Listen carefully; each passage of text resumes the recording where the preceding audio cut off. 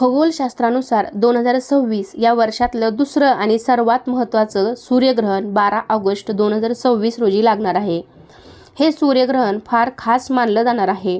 हे एक प्रकारे पूर्ण सूर्यग्रहण असणार आहे, ज्यामध्ये चंद्र पूर्णपणे सूर्याला झाकून टाकणार आहे. त्यामुळे पृथ्वीच्या काही भागात दिवसा अंधार दिसण्याची शक्यता आहे. नमस्कार मंडळी. ग्रहणामध्ये सूतक काळावर विशेष लक्ष दिले जाते. या काळात काही नियमांचे पालन करणे खूप महत्त्वाचे आहे. म्हणून या वर्षातील दुसरे सूर्यग्रहण कधी आहे, हे ग्रहण भारतात दिसणार आहे का, तसेच गर्भवती महिलांनी हे ग्रहण पाळावे का, ग्रहणाचा सूतक काळ, वेद काळ, अशा सर्व प्रश्नांची उत्तरे मी तुम्हाला आजच्या व्हिडिओमध्ये देणार आहे. त्यासाठी व्हिडिओ शेवटपर्यंत पहा. चॅनलवरती नवीन असाल तर चॅनलला सबस्क्राईब करायला विसरू नका. लगेच व्हिडिओला सुरुवात करूयात. तर सर्वात प्रथम पाहूया सूर्यग्रहण म्हणजे काय. तर ज्या वेळेला चंद्र हा सूर्य आणि पृथ्वीच्या मध्ये येतो आणि सूर्य हा अंशतः किंवा पूर्णपणे चंद्रामुळे झाकला जातो, या स्थितीला सूर्यग्रहण असे म्हणतात. सूर्यग्रहणात चंद्र हा पृथ्वी आणि सूर्याच्या मध्ये जातो, तेव्हा यावेळी सूर्यप्रकाश हा पृथ्वीपर्यंत पोहोचत नाही आणि दिवसाला देखील संपूर्ण काळोख म्हणजेच अंधार होतो. याच सर्व घटनेला सूर्यग्रहण असे म्हणतात. सूर्यग्रहणाची वेळ काय असणार आहे बघा. भारतीय वेळेनुसार 12 ऑगस्टच्या दिवशी हे ग्रहण रात्री 9:04 सुरू होणार असून ते रात्री 1:27 असणार आहे. खगोलशास्त्रीय गणनेनुसार 12 ऑगस्ट रोजी लागणारं पूर्ण सूर्यग्रहण हे उत्तर गोलार्धाच्या क्षेत्रात दिसणार आहे. हे ग्रीनलँड, आइसलँड, स्पेन, रूस आणि अटलांटिक महासागराच्या काही भागात दिसणार आहे. युरोपच्या बहुतेक देशांमध्ये, तसेच उत्तर अमेरिकेच्या काही भागामध्ये, आफ्रिकेच्या उत्तर पश्चिम भागात हे आंशिक सूर्यग्रहण दिसणार आहे. यानंतर पाहूया आपण हे सूर्यग्रहण भारतात दिसणार आहे का. ज्योतिषशास्त्रानुसार आणि खगोलशास्त्रानुसार 12 ऑगस्ट 2026 ला लागणारे हे सूर्यग्रहण भारतात दिसणार नाही, कारण हे ग्रहण भारताच्या वेळेनुसार रात्रीच्या वेळी घडेल, म्हणून भारतात हे ग्रहण दिसणार नाही. धार्मिक मान्यतेनुसार सूर्यग्रहण सुरू होण्याच्या अगोदर 12 तास आधी सूतक काळ लागणार आहे. सूतक काळात शुभ कार्याला मान्यता नसते आणि मंदिराचे दरवाजे सुद्धा बंद ठेवले जातात. पण भारतात सूर्यग्रहण दिसणार नाही, म्हणून भारतात सूतक पाळले जाणार नाही. त्यामुळे धार्मिक नियमांचे पालन करणे गरजेचे नाही. ज्योतिषशास्त्रानुसार सूर्यग्रहणाच्या 12 तास आधी सूतकाचा काळ सुरू होतो आणि ग्रहण कालावधी संपल्यानंतर तो संपतो. सूतक काळ फक्त त्या ठिकाणीच पाळायचा आहे जिथे ग्रहण दिसणार आहे. तर हे ग्रहण भारतामध्ये दिसणार नाही, त्यामुळे आपल्याला त्याचा सूतक काळ हा पाळायचा नाही.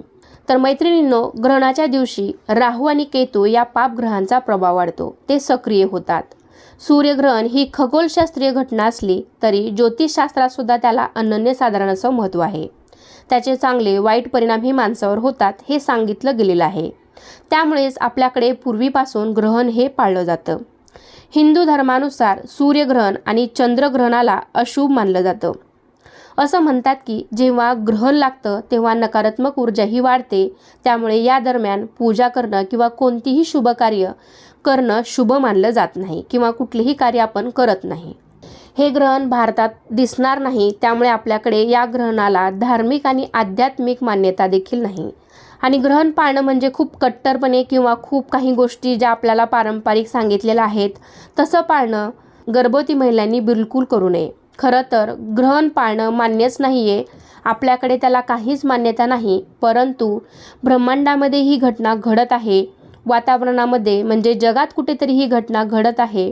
हे ग्रहण कुठल्या तरी भागात दिसत असलं तरी त्याचे सूक्ष्म कण हे वातावरणामध्ये मिसळलेले असतात. अशावेळी गर्भवती महिला या जास्त सेन्सिटिव्ह झालेल्या असतात. मग अशावेळी या ग्रहण काळात ज्यावेळी ही घटना घडत आहे त्यावेळी त्यांनी नामस्मरण करावं. जप, अनुष्ठान या गोष्टी त्या करू शकतात. हनुमान चालीसा, स्तोत्र, रामचरित्र अशा गोष्टी त्या वाचू शकता, ऐकू शकता. गणपती स्तोत्र असेल, मंत्र असेल, गणपती अथर्व शीर्ष तुम्ही असेल तर ते तुम्ही म्हणू शकता. परंतु अगदी जास्त स्ट्रिक्ट हे ग्रहण पाळू नये. म्हणजेच तसे तर आपल्याकडे हे ग्रहण दिसणार नाही. तरीही 12 ऑगस्टच्या रात्री 9:04 ते रात्री 1:27 म्हणजे साधारणतः रात्री 9 वाजता हे ग्रहण सुरू होईल ते रात्री 1:30 वाजेपर्यंत हे ग्रहण असणार आहे. तर हे ग्रहणाचा जो मेन काळ आहे तर तो गर्भवती महिलांनी पाळावा, परंतु अगदी जास्त स्ट्रिक्ट हे ग्रहण पाळू नये. विशेषतः गर्भवती महिलांनी स्वयंपाक न करणे, जेवण न करणे, पाणी न पिणे या गोष्टी गर्भवती महिलांनी टाळाव्या. त्यांच्या ज्या नैसर्गिक क्रिया आहेत म्हणजेच लघवीला जाणे, टॉयलेटला जाणे, पाणी पिणे, जेवण करणे या सर्व क्रिया त्यांनी रोखून धरू नये. अशा गोष्टी जर तुम्ही रोखून धरल्या तर तुमच्या होणाऱ्या बाळावर आणि तुमच्यावर त्याचा विपरीत परिणाम होऊ शकतो. तर या गोष्टी गर्भवती महिलांनी कटाक्षाने टाळाव्यात. जरी हे ग्रहण भारतात दिसणार नसलं तरी ज्योतिषशास्त्रानुसार गर्भवती महिलांनी त्यांच्या आरोग्याची काळजी घ्यायला हवी. मन शांत ठेवावं, कारण ब्रह्मांडामध्ये ही घटना घडत आहे. हे ग्रहण कुठल्या तरी भागात दिसत आहे, त्यामुळे त्याचे सूक्ष्मकण हे वातावरणामध्ये मिसळलेले असतात. मैत्रिणींनो, ग्रहणाच्या दिवशी राहू आणि केतू या पापग्रहांचा प्रभाव वाढतो. ते सक्रिय होतात. सूर्यग्रहण ही खगोलशास्त्रीय घटना असली तरी ज्योतिषशास्त्रात सुद्धा त्याला अनन्यसाधारण असं महत्त्व आहे. त्याचे चांगले वाईट परिणाम हे माणसावर होतात हे सांगितलं गेलेलं आहे. या काळात निसर्गात होणाऱ्या बदलांचा मनुष्याच्या शरीरावर परिणाम होत असतो. त्यात गर्भवती स्त्रिया या दोन जीवांचा सांभाळ करत असतात. बाह्य स्थितीत त्यांच्या मनावर त्याचा विपरीत परिणाम होऊ शकतो. म्हणूनच गर्भवती महिलांनी विशेष काळजी घ्यावी असं ज्योतिषशास्त्रात सांगितले गेलेलं आहे. त्यामुळे तुम्ही ग्रहणाचा जो संध्याकाळचा 9 ते 1:30 हा जो मेन काळ आहे तर तो गर्भवती महिलांनी पाळावा असं ज्योतिषशास्त्रात सांगितलं जात आहे. हिंदू धर्मामध्ये कुंडलीतील ग्रहांच्या हालचालीवर तुमच्या आयुष्यातील काही महत्त्वाच्या गोष्टी घडतात. ज्योतिषशास्त्रानुसार सूर्य आणि चंद्रग्रहण दोन्ही सर्व 12 राशींच्या लोकांवर परिणाम करतात. मैत्रिणींनो, धार्मिक दृष्टिकोनातून ग्रहणाची घटना शुभ मानली जात नाही. जर तुम्ही धार्मिक गोष्टीवर विश्वास ठेवत असाल तर तुम्ही त्याचं पालन नक्कीच करू शकता. असं मानलं जातं की ग्रहणाच्या वेळी काही विशेष गोष्टींची काळजी घेतली तर कुटुंबाच्या आणि व्यक्तीच्या जीवनावर त्याचा वाईट परिणाम होत नाही. धार्मिक मान्यतेनुसार ग्रहणादरम्यान घराबाहेर पडू नये. विशेषतः गरोदर महिलांनी ग्रहण काळात विशेष काळजी घेणं गरजेचं आहे. ज्योतिषशास्त्रानुसार ग्रहण काळात व्यक्तीच्या आजूबाजूच्या प्रत्येक गोष्टीवर परिणाम होतो, ज्याचा व्यक्तीच्या जीवनावर नक्कीच चांगला किंवा वाईट परिणाम होतो. हे टाळण्यासाठी ज्योतिषशास्त्राचे अनेक नियम सांगण्यात आले आहेत. अशा परिस्थितीत गर्भवती महिलांना या काळात काही खास गोष्टींची काळजी घेण्याचा सल्ला दिला जातो. असे मानले जाते की ग्रहण काळात गर्भवती महिलांनी कोणतेही विशेष काम करू नये. असे केल्याने न जन्मलेल्या बाळावर त्याचा वाईट परिणाम होतो. असे कोणते नियम आहेत ज्याचे पालन केल्यामुळे गर्भवती महिलांच्या पोटी येणारे बाळ हे निरोगी जन्माला येईल? तर ते नियम आपण यापुढे जाणून घेऊयात. सर्वात पहिली वस्तू आहे तीक्ष्ण वस्तू. तर गर्भवती महिलांनी ग्रहण काळात चाकू, कात्री, सुया इत्यादी ज्या काही धारदार वस्तू आहेत तर ते वापरणं टाळायचं आहे. असं मानलं जातं की या नियमांचं पालन न केल्यास बाळाच्या कोणत्याही भागाला हानी पोचू शकते. दुसरा नियम असा आहे घराबाहेर पडू नये. गरोदर महिलांनी सूर्यग्रहण काळात घराबाहेर पडणे टाळावे. गरोदर महिलांनी ग्रहण काळात तयार केलेले अन्न खाऊ नये. असे म्हणतात की जर तुम्ही ते अन्न खाल्ले तर त्यावेळी पडणारे जे काही हानिकारक किरण आहेत तर ते अन्न दूषित करतात. त्यामुळे ग्रहण सुरू होण्याआधी त्या ग्रहणामध्ये तुम्ही तुळशीची पाने टाकू शकता. ग्रहण संपल्यानंतर ते काढून टाका. असे केल्याने ग्रहणानंतरही अन्न शुद्ध राहते. ग्रहणानंतर अंघोळ करणे आवश्यक आहे. ग्रहण संपल्यानंतर गर्भवती महिलेने अंघोळ केलीच पाहिजे, अन्यथा तिच्या बाळाला त्वचेशी संबंधित आजार होऊ शकतात. ग्रहण काळात पती पत्नीने शारीरिक संबंध ठेवणे टाळावे. याशिवाय ग्रहण काळात झोपणे, कोणते औषध घेणे, देवाच्या मूर्तींना स्पर्श करणे टाळावे.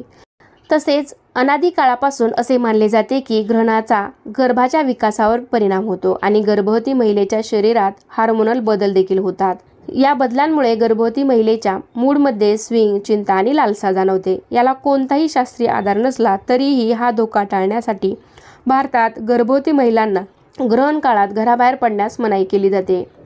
जर तुम्ही धार्मिक गोष्टीवर विश्वास ठेवत असाल तर तुम्ही त्याचं पालन करू शकता. याला कोणताही वैज्ञानिक आधार नाही, परंतु तरीही तुम्ही तुमच्या बाळाला कोणत्याही प्रकारच्या धोक्यापासून वाचवण्यासाठी हे ग्रहणाचे जे काही 3-4 तास आहेत तर ते तुम्ही नक्कीच पाळू शकता. तर मैत्रिणींनो, जी ग्रहणं भारतातून दिसतच नाहीत ती भारतातून पाळायला देखील मान्य नाहीत. म्हणजेच काय तर धार्मिकदृष्ट्या ज्योतिषशास्त्राप्रमाणे देखील या ग्रहणाचं महत्त्व नाही. या ग्रहणाचा सूतक काळ देखील किंवा वेद काळ असेल ते पाळण्याची गरज नाही. म्हणून गर्भवती किंवा इतर कोणीही घाबरून जाण्याची गरज नाही, कारण ग्रहण ही एक खगोलशास्त्रीय घटना आहे आणि ग्रहणामुळे तुमच्या बाळावर तुमच्यावर काही विपरीत परिणाम होईल असं बिलकुल नाही आहे. फक्त मोठ्याचं ऐकण्याचं आपल्याला समाधान मिळावं. पूर्वापारपासून या सगळ्या चालीरीती आपल्याकडे चालत आलेल्या आहेत आणि ग्रहण काळात असं म्हटलं जातं की धार्मिक कार्य केलं तर त्याचं पुण्यफळ हे जास्त मिळतं, अधिक पटीने मिळतं. त्यामुळे ग्रहण काळात तुम्ही जप, मंत्र, अनुष्ठान या गोष्टी करणं, हनुमान चालिसा, दुर्गा सप्तशती पाठ, गणपती अथर्वशीर्ष या सगळ्या गोष्टी तुम्ही करणं महत्त्वाचे आहेत. यामुळे तुम्हाला मनाची शांती देखील मिळेल आणि मनात थोडीशी जी काही भीती असेल तर ती देखील दूर होईल. तुम्ही गर्भवती असाल तर कुठल्याही ग्रहण अतिशय स्ट्रिक्ट पाळणं गरजेचं नाही. हे ग्रहण पाळावे की नाही ही प्रत्येकाची वैयक्तिक बाब आहे. तरीसुद्धा आपल्या भारतीय संस्कृतीत कोणतेही ग्रहण असले तरी ते पाळले जाते. मोठ्यांनी आपल्यावर तसे संस्कार केले आहेत म्हणून फक्त मोठ्याचं ऐकल्याचं आपल्याला समाधान मिळावं, कुठलीही शंका कुशंका मनात राहू नये यासाठी ग्रहण कालावधीमध्ये तुम्ही धार्मिक पठण, हनुमान चालिसा वगैरे, गणपती अथर्वशीर्ष अशा गोष्टी म्हणू शकता, वाचू शकता, ऐकू शकता. तर बघा, पुढचं चंद्रग्रहण हे 28 ऑगस्टला लागणार आहे. तर त्यावेळेचा सुद्धा व्हिडिओ लवकरच आपल्या चॅनलवरती अपलोड होणार आहे. तर ते ग्रहण आपल्याकडे भारतातून दिसणार आहे का, किंवा गर्भवतीने त्याचे नियम पाळायचेत का, याबद्दलची सविस्तर माहिती तुम्हाला त्या व्हिडिओमध्ये मिळेल. त्यासाठी तुम्ही चॅनलला सबस्क्राईब केलं नसेल तर सबस्क्राईब करून ठेवा, जेणेकरून तो व्हिडिओ तुम्हाला पाहता येईल. आणि आजचा हा व्हिडिओ इथे संपतोय. आशा करते की आजचा हा व्हिडिओ तुम्हाला आवडला असेल. अजूनही काही तुमच्या शंका असतील तर कमेंट बॉक्समध्ये मला तुम्ही नक्की विचारू शकता. चला तर मग पुन्हा भेटूया अशाच एका छानशा आणि माहितीपूर्ण व्हिडिओमध्ये. तोपर्यंत सर्वांना श्री स्वामी समर्थ.